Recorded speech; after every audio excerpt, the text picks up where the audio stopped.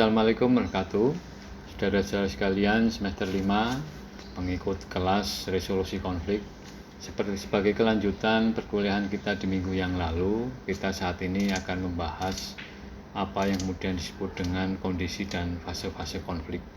Kita sudah memahami bahwa konflik tentu saja ada beberapa hal berkaitan dengan konflik itu sendiri, yang tentu saja bahwa yang pertama, konflik tidak serta muncul. Hal ini menjadikan bahwa ada banyak faktor yang menyertai konflik. Yang kedua, bahwa konflik akan mengalami beberapa kondisi. Jadi ada prasyarat-prasyarat sebelum terjadinya konflik. Ya. Dan yang ketiga, bahwa dalam masyarakat kondisi-kondisi yang menopang terjadinya konflik atau medium atau wadah atau kemudian prasyarat yang mengalami konflik akan pasti terjadi. Jadi tiap masyarakat pasti memiliki. Yang ketiga, bahwa kondisi kekinian menunjukkan bahwa ada aspek lain seperti halnya paparan media sosial. Ini penting.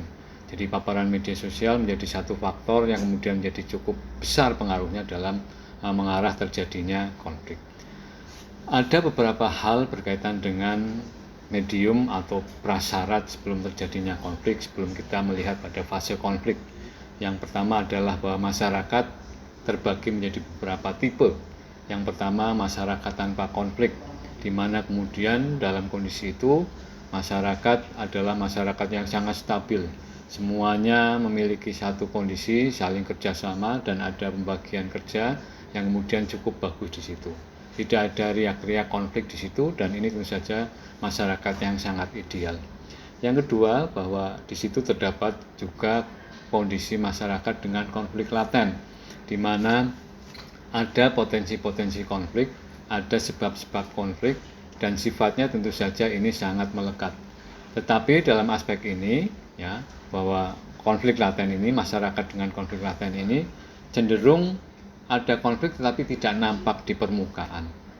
Dia bisa meredam kondisi-kondisinya sehingga tentu saja tidak terjadi konflik yang sifatnya terbuka dan fisik.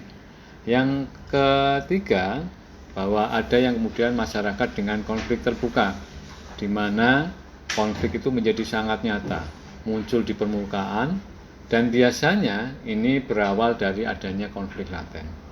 Biasanya terjadi juga, contohnya konflik fisik, ya, konflik fisik, konflik terbuka, yang kemudian antar kelompok, antar individu, biasanya wujudnya adalah antar kelompok. Ini terjadi situasi di mana ada konflik fisik di situ. Ini tentu saja memerlukan tindakan, ya. Dalam arti tindakan di sini untuk segera diselesaikan, karena kemudian intensitas konflik yang terlalu tinggi akan merusak tatanan dan pola sosial yang ada. Artinya kemudian bahwa tujuan-tujuan masyarakat ketika terjadi konflik yang terbuka tidak akan tercapai dengan baik. Yang keempat, bahwa ada juga masyarakat yang disebut dengan konflik di permukaan.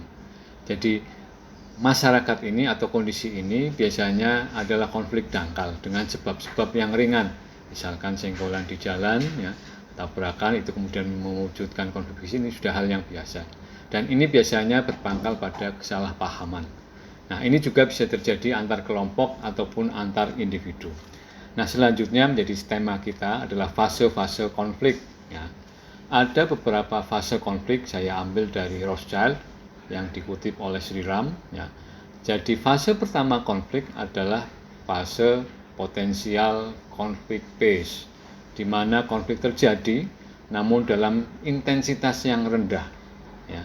Jadi biasanya ini disebabkan oleh faktor struktural, sosioekonomi, ya, kultur dan politik, ya. Yang kedua adalah fase pertumbuhan atau gestation, ya. Isu yang dipertentangkan oleh kelompok lebih didefinisikan. Hubungan antar kelompok dipolitisir yang kemudian bisa menjadikan alat untuk memobilisir masyarakat atau kelompok tertentu. Dan ini kemudian terjadi karena ada ikatan elit yang terganggu. Ini fase yang kedua.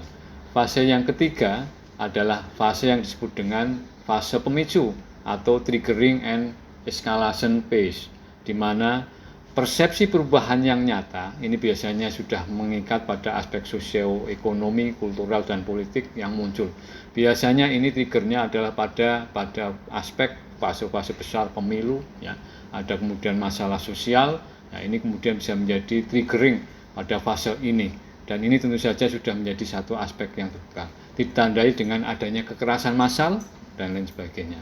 Yang keempat, yang terakhir adalah fase pasca konflik, di mana ini distilahkan dengan post conflict phase, di mana kekerasan mengalami penurunan.